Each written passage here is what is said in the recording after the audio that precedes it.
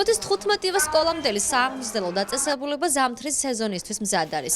პატარები საბავშვო ბაღებში შეშის ღუმელით თბებიან. გაერთიანებაში ერწმუნებიან, რომ იანვრის თვემდე შეშის სამყოფი მარაგი არის. რაც შეეხება მომავალ წელს, მარგო ჯანიაშვილის ინფორმაციით მიმდინარე წლის დეკემბრის თვეში ტენდერი გამოცხადდება. წელს ფოთის მუნიციპალიტეტი პატარების გათბობისთვის 55,000 ლარს ხარჯავს. როგორც ირკვევა, საბავშვო ბაღების ნაწილში ღუმელები გამოიცვალა. ნაწილი კი, რომელიც გამოცვალას არ საჭიროებდა, დარჩა. რამდენიმე საბავშვო ბაღი უკვე ბუნებრივი აირით თბება.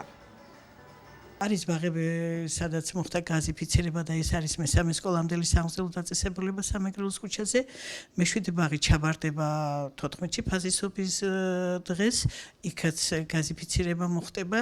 გეგმაში გვაქვს 2016 წლისთვის ნომერ 13 საბავშვო ბაღში მოვახდინოთ გაზიფიცირება. 2 სკოლამდელი სამგზელო დაწესებულება გაკეთდება ქალაქის მიერ, მუნიციპალიტეტის მიერ 2016 წელს, ეს არის მეხუთე და მერვე სკოლამდელი სამგზელო დაწესებულება, სადაც გაზიფიცირება იქნება და საერთოდ ქალაქის პრიორიტეტია, რომ ყველა სკოლამდელ სამგზელო დაწესებულებაში მოხდეს გაზიფიცირება. შევიძინეთ ახალი ღუმელები, ახალი მილები, ასე რომ არანაირი საშიშროება არ გვემუქრება, რომ ჩვენ პატარებს შესწირდებათ. ზამთრის სეზონთან დაკავშირებით ნომერ 1 სკოლამდე სამგზელო დაწესებულებაში, როგორც ქალაქის ყველა სკოლამდელ დაწესებულებაში, პირობები არის ძალიან კარგი.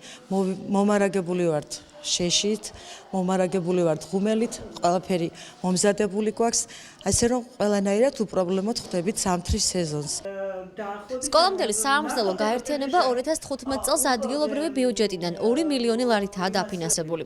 სამსახურის უფროს წინ საინტერესო გეგმები აქვს. მისი ინფორმაციით, იმ შემთხვევაში თუ 2016 წელს საბავშვო ბაღებს დაფინანსება გაეზრდებათ, პატარების კვების რაციონს რძის პროდუქტების ნაირსახეობაც დაემატება.